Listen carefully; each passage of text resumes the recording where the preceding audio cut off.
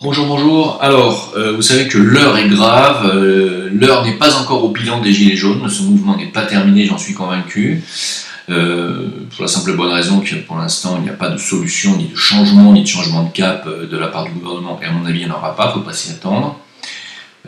Comme on a dit hier soir en live, comme je vous ai dit hier en live, pour ceux qui étaient là, le but de Macron est de passer les mesures de destruction de la France le plus rapidement possible, et il fait très bien son job dans ce domaine, il n'y a pas à dire, il sert très bien à ses maîtres. Hein.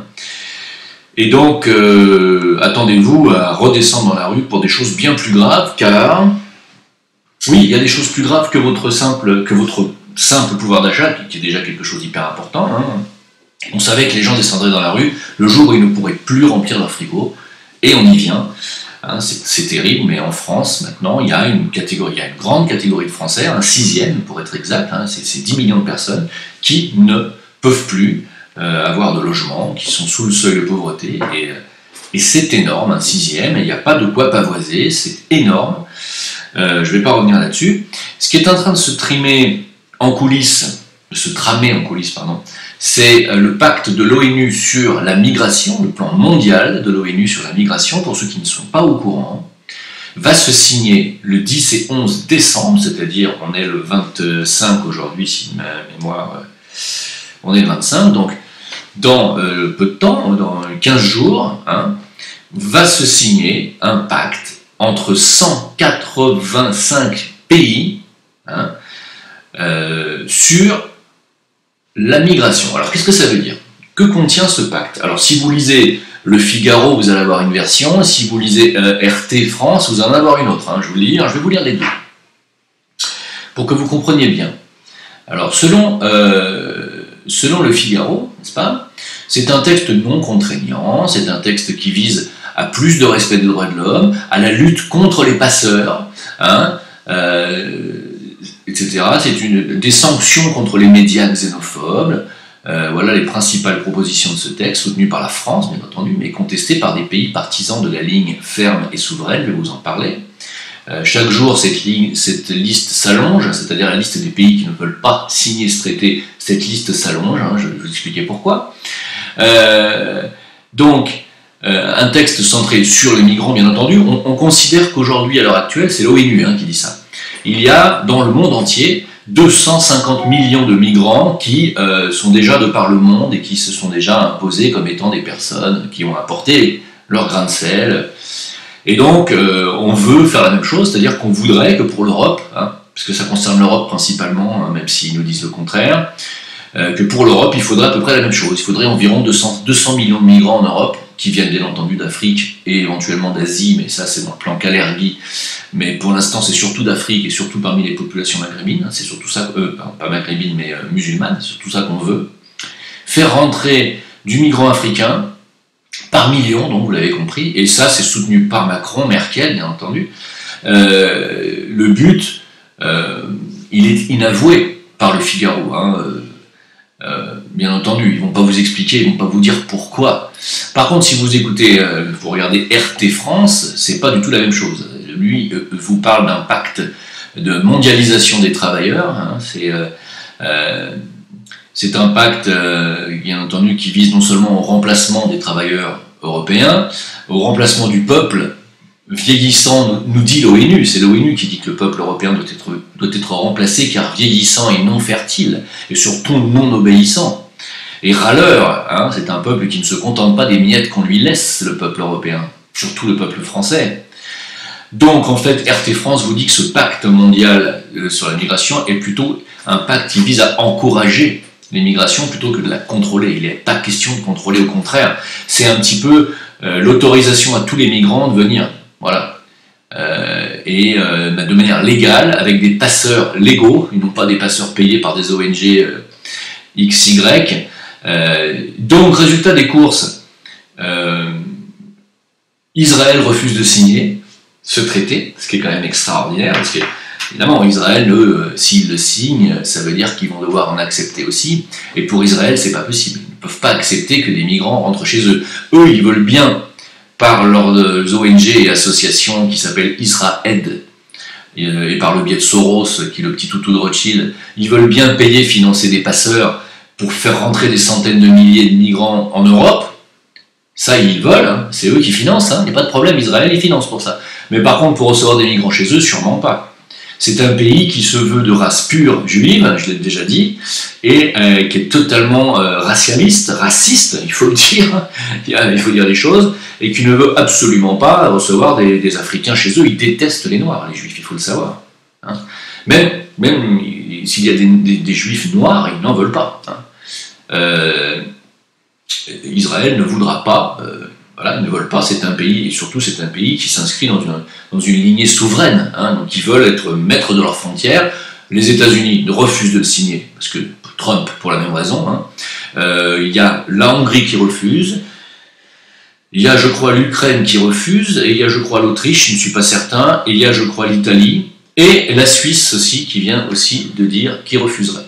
Et l'Australie, je crois aussi, qui est... Voilà. Mais la liste s'allonge de jour en jour, mais il y a quand même à la base 192 pays qui étaient d'accord à la base.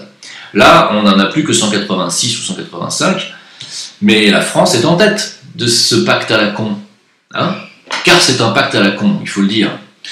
Le but de ce pacte est de faire évoluer la manière dont les migrations sont perçues, c'est-à-dire que le but, c'est de vous matraquer de publicité et de manipulation mentale par le biais des médias pour vous dire que c'est bien, il faut accueillir des migrants chez vous, vous allez avoir des défiscalisations, c'est déjà fait, vous avez vu. On va vous maintenant faire des concours pour qui va adopter son migrant. Hein. Sachez que 200 millions d'Africains en moins en Afrique, ça ne change rien à la misère de l'Afrique. Ils sont 1,3 milliard. Vous enlevez 200 millions, ça fait 1,1 milliard, ça sera toujours la misère d'Afrique. Et puis surtout, vu la vitesse à laquelle ils se reproduisent, en 5 ans, ils sont de nouveau à 1,3 milliard. Par contre, 200 millions d'Africains en Europe, bah, c'est la destruction totale de l'Europe et du peuple actuel. Totale. Voilà. Il faut bien comprendre que c'est une volonté, pour ceux qui n'ont pas compris ça. Hein, parce que j'ai encore parlé avec des gens qui m'ont dit mais il n'y a pas de volonté mondiale de remplacer le peuple européen. Non, bien sûr que non. Il y a encore des gens qui vivent sur leur petit nuage là. Hein. On parle de Vénusiens et de ce que je pense des reptiliens, mais je vous assure, il y a des terriens qui vivent dans la Lune, hein, complètement à l'ouest. Hein, ils ne sont absolument pas au courant de ce qui se passe sur cette planète. Et tout va très bien pour eux. Ah tiens, c'est bizarre, tiens. Hein, d'un coup, on m'a mis 70 migrants dans mon village où il y avait 200 habitants, je comprends pas. Ils hallucinent, ils hallucinent, tu sais. C'est quoi? Ah, il y a des gilets jaunes, mais pourquoi les gens sont mécontents? Pourtant, c'est bien Macron, il est beau gosse, il est sympa. Oui, bien sûr. Bien sûr. Essaye d'atterrir, hein, de redevenir sur Terre. Quitte la Lune, puis reviens un petit peu pour voir ce qui se passe ici, parce qu'ici, on est sur une planète qui est aux mains de gens malfaisants. Hein. Essaye de comprendre ça. Que même toi, tes parents, vous êtes aussi à leur botte. Hein. Et donc, ce qui va se passer est extrêmement grave. Et je tenais quand même à vous en faire part, parce qu'on en a parlé dans 2 lives récents. Hein. Un live sur Saber Solo, et puis j'en ai parlé hier soir sur mon live.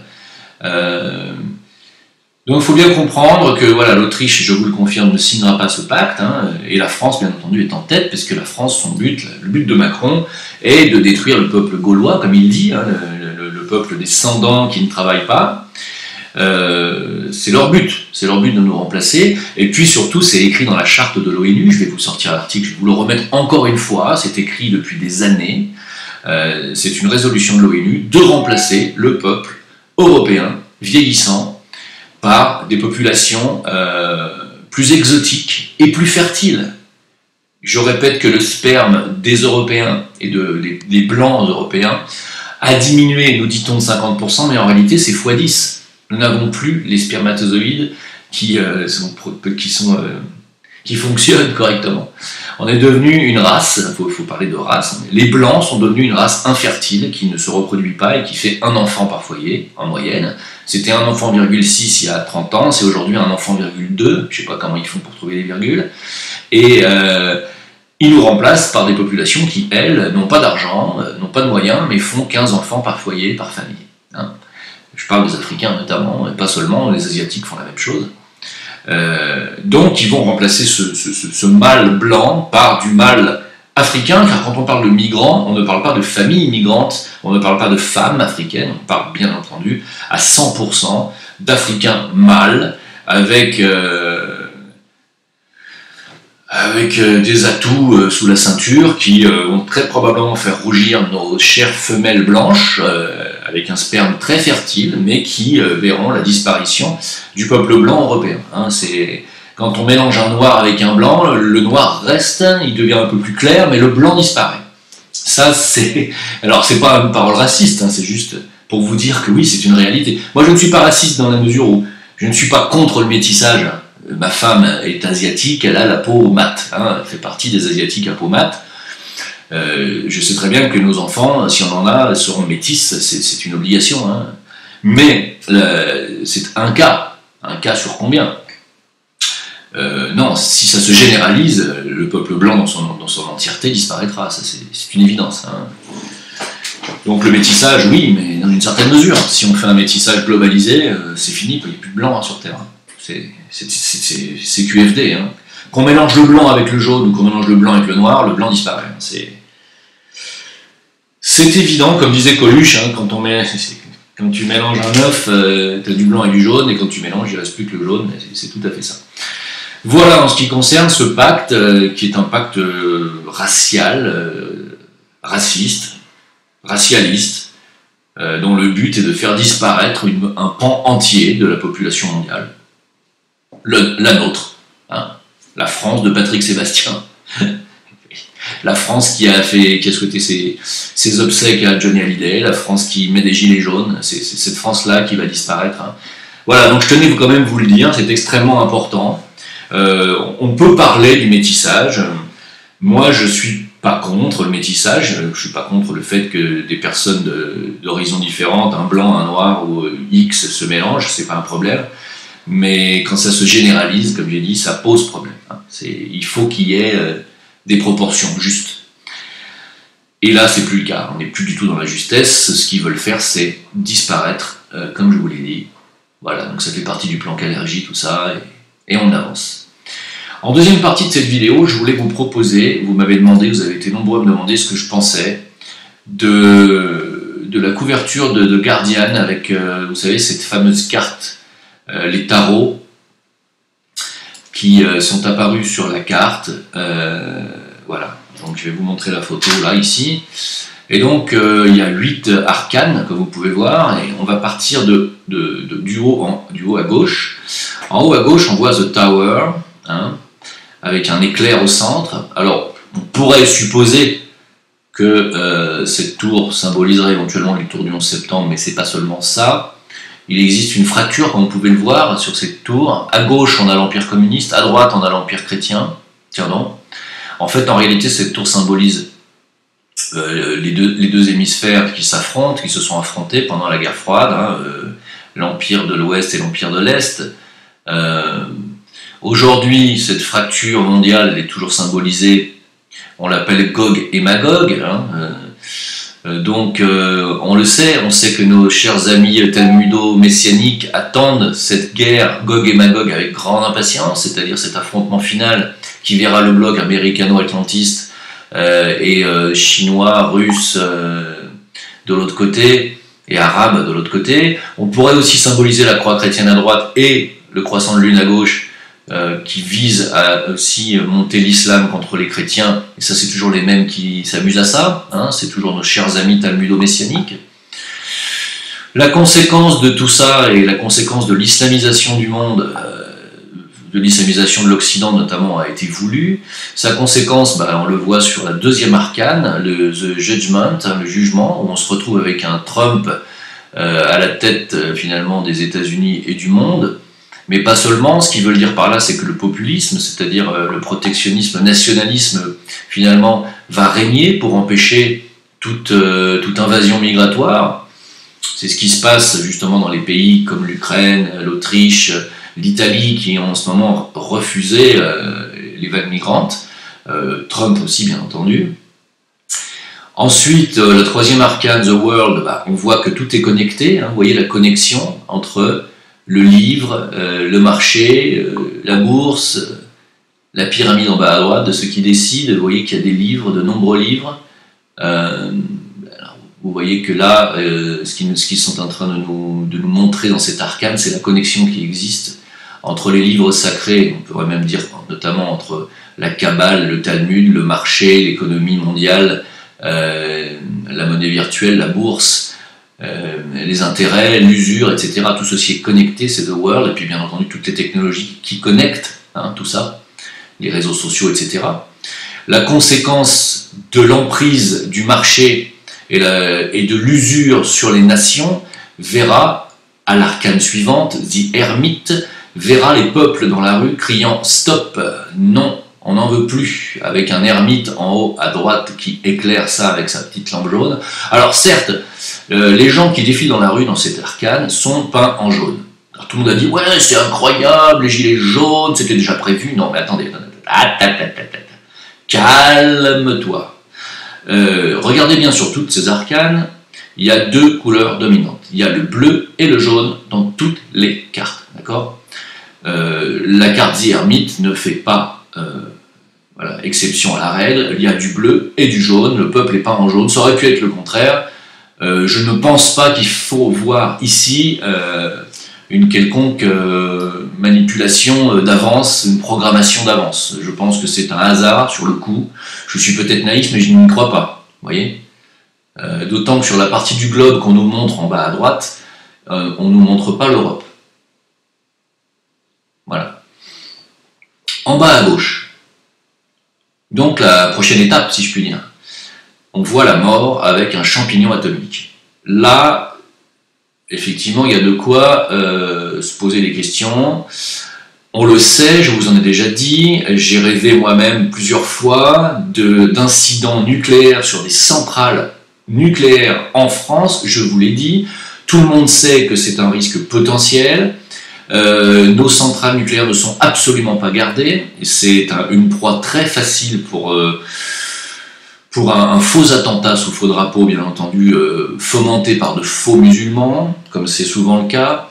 Mais peut-être s'amuseront-ils pas à ça, parce que ça voudrait dire que la France est inhabitable pendant des siècles.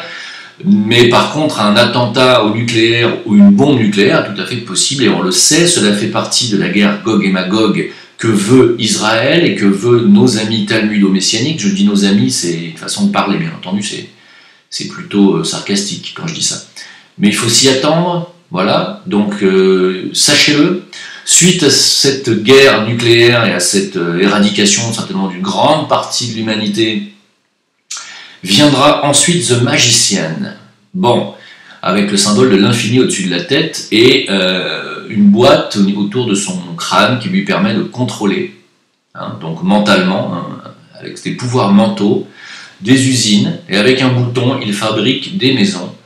Évidemment, cette personne est l'antéchrist, il faut bien comprendre, qui amènera un nouveau monde, donc tout propre, avec des maisons toutes neuves. Vous voyez, il y a une usine à fabrique de maisons, voilà.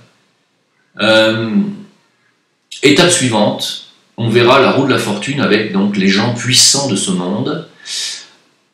D'ailleurs, il y a le drapeau français, étonnant d'ailleurs. On voit les puissants de ce monde ligotés sur la roue de la fortune, c'est-à-dire que très certainement la roue finira par tourner, ces gens finiront par tomber, ce qui est prévu.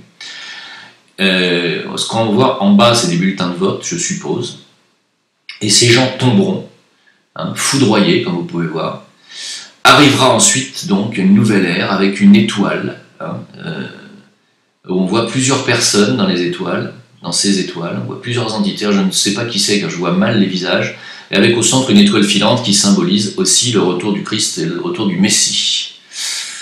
C'est assez intéressant, m'avez demandé de le commenter, je les commente. Donc dans ce qui concerne la carte The Hermit, je ne suis pas aussi fanatique que ça à dire « Ah, c'était des gilets jaunes, c'est prévu depuis longtemps, mon Dieu !» Donc en fait, on a été totalement manipulé. Non, les gens qui sont descendus dans la rue avec les gilets jaunes, je le répète encore une fois, sont des gens qui veulent s'émanciper de l'emprise du mal, et c'est quelque chose d'extrêmement positif. Voyez-y quelque chose d'extrêmement positif, ne soyez pas défaitistes ni négatifs sur le bilan des gilets jaunes, c'est un bilan très très très positif. Aux yeux du monde, les gens ont vu le peuple français se rebeller, ils l'ont vu, ils ont vu Macron et ses policiers nous gazer et vous taper sur la gueule.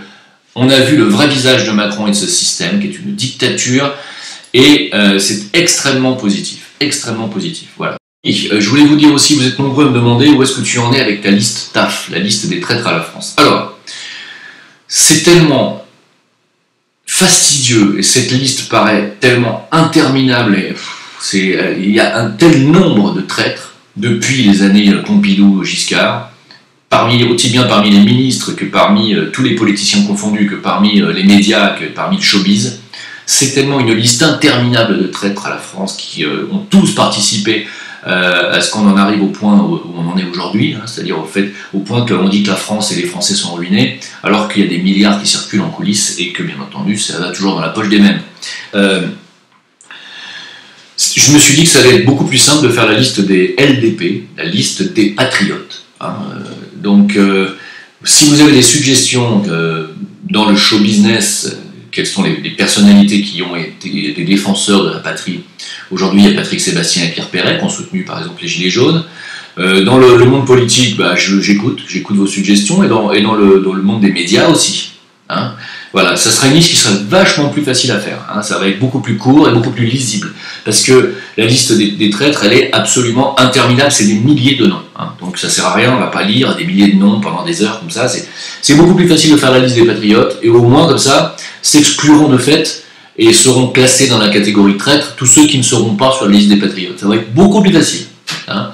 Voilà, donc je vais supprimer le groupe, la liste TAF, et je vais la remplacer par la liste LDP, et non pas FDP, hein, j'aurais pu, mais elle aurait été encore plus longue que la liste TAF.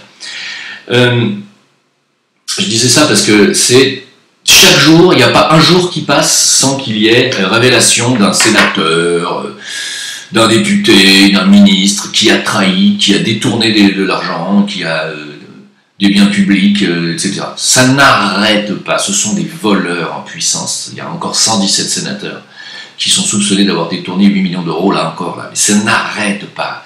Ce sont vraiment des voleurs, des cahuzacs en puissance, tous les uns après les autres. S'ils font ce métier, c'est parce qu'ils veulent du pognon et du pouvoir, rien d'autre. Ils en ont rien à foutre de vos tronches, hein. Il faut quand même le comprendre à un moment donné. Hein. Donc, faisons la liste des patriotes et de ceux qui ne sont pas dans ce panier de crabes, j'ai envie de dire, hein, et ils y sont quasiment tous. Voilà, donc j'attends vos suggestions sur VK, hein, ou en privé sur Facebook si vous voulez. Je vous remercie de m'avoir écouté. Pour les questions, ça sera sur VK et Facebook à Jim Leveilleur tant qu'on pourra encore. Sachez qu'ils viennent de voter une loi qui désormais va autoriser la police à écouter vos conversations téléphoniques et à vous géolocaliser par vos téléphones. Hein. Donc si vous êtes dans la dissidence bientôt, on saura ce que vous dites n'importe où grâce aux réseaux sociaux, et où que vous soyez, on pourra vous trouver tout de suite, immédiatement. Voilà. Donc c'est un film de science-fiction hein, qui est en train de se passer sous nos yeux, mais on le savait. Hein. Je pense que je vous étonne pas tellement en disant ça, en vous révélant cette loi qui vient d'être passée. Hein. Voilà, donc sur VK Facebook pour les questions. Sur Discord, ça ne sera pas mercredi prochain, car je ne peux plus faire le mercredi, donc on verra quand est-ce qu'on pourra faire ça. Peut-être le dimanche prochain, peut-être ce soir. Peut-être ce soir sur Discord, je vais essayer, je vais voir, ça dépend. Et puis, merci à tous les tipeurs, voilà ce que je voulais dire, à tous ceux qui ont tipé, vraiment un grand merci à vous. C'est pas de refus, je vous le dis honnêtement. Voilà. Donc, je vous souhaite une bonne continuation, un bon courage. Ne lâchez rien parce que le système tremble, sachez-le. Le système tremble, il sait très bien que sans vous, hein, il ne tient pas. Ce système ne tient que grâce à la complaisance et grâce à l'inaction et au silence de la majorité du peuple qui ne descend pas dans la rue. Vous étiez 1 million la semaine dernière à descendre, hier vous n'étiez que 100 000, mais c'est énorme, 100 000 sur Paris, c'est énorme. Voilà. Et évidemment, ce système ne tient que parce que les autres millions de Français, eux, ne descendent pas. Hein. Le jour où tout le monde va descendre, le système ne tiendra plus. Et c'est extrêmement positif. Voilà. Je vous remercie et je vous dis encore bravo aux Français. Félicitations. Merci à vous.